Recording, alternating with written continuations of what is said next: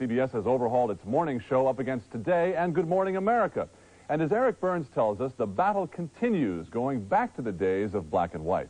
And here is Dave Garland. Well, here we are. And good morning to you. There have been morning news shows almost as long as there have been mornings for most Americans. Today, the first is 35 years old, and all the others have, to some extent, copied it. As they say, imitation is the sincerest form of flattery. I say imitation is the sincerest form of thievery. Why do people watch morning TV?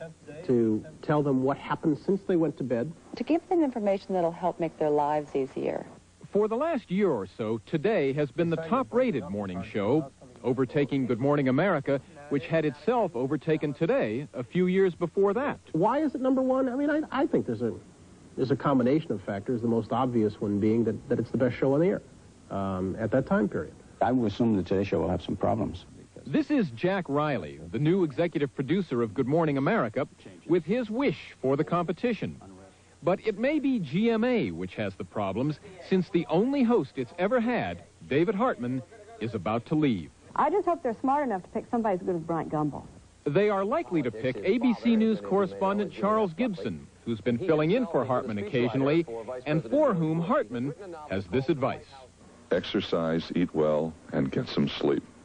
Monday, CBS will introduce its new show called The Morning Program, starring Marriott Hartley and Rollin Smith.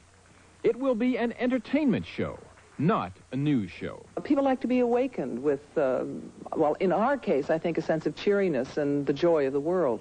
I have trouble with hard news early in the morning. Here is the wish of the executive producer of Today for the new CBS morning program. I hope the public rejects it as insulting, as demeaning, but time will tell. We'll have to see. A good many critics have already rejected the show as insulting or demeaning, which seems to me ironic for this reason.